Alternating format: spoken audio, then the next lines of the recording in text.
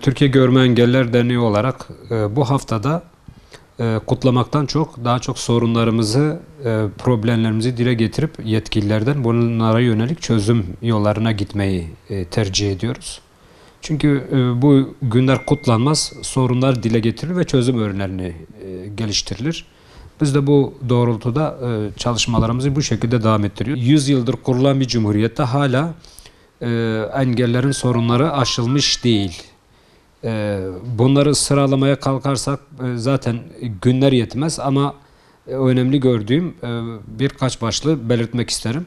Şimdi evvela erişilebilirlik, ulaşılabilirlikle ilgili hala ülke olarak ve Batman şehri olarak sorunlarımız vardır. Her ne kadar Erişilebilirlik İzleme ve Denetleme Komisyonu'nda bulunursam da bu çalışmalara katkıda bulunursam da maalesef bürokraside bu işler ağır gidiyor ve bunlar çözülmüyor. Yani engeller hala dışarıya çıkmakta, toplu taşıma araçlarını kullanmakta, kaldırımlarda yani kısacası kamusal alanı kullanmakta zorluklar çekiyorlar. İkincisi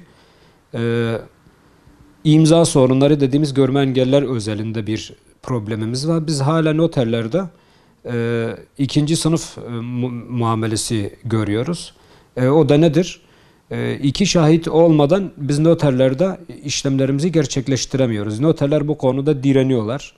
Ve noterlerin direnmesiyle birlikte bankalar da aynı şekilde bir direnç gösteriyorlar. Tabii Bankacılık Düzenleme Denetleme Kurulu'nun çıkartmış olduğu yasalar, borçlar kanunu hepsi göz önünde olmasına rağmen bankalar kendilerini sağlama alma ve ileride bazı hukuki sorunlarla karşılaşmamak için, yani onların diliyle konuşuyorum, biz görme engellerden imza sorunu, yani şahit istiyoruz diye belirtiyorlar. Atıyorum geçen ben bir bankaya gittim.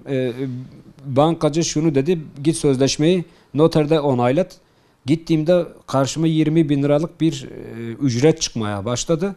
Yani düşünün, bir normal vatandaş kendi bankacılık işlemlerini ücretsiz bir şekilde çözmeye çalışırken biz görme engelliler olarak işte 20 bin lira gibi bir rakamla, bu ekonomik sıkıntıların çekildiği bu günlerde 20 bin liralık bir rakamla işlemlerimizi ancak gerçekleştirebiliyoruz ya da iki şahide maruz bırakılıyoruz. Eğitim sorunları hala devam ediyor. Özellikle ilimizde son zamanlarda özel eğitimde ciddi sorunlar meydana geliyor. Batman'daki engelliler okullaşma oranı bakımından çok düşük seviyede duruyorlar.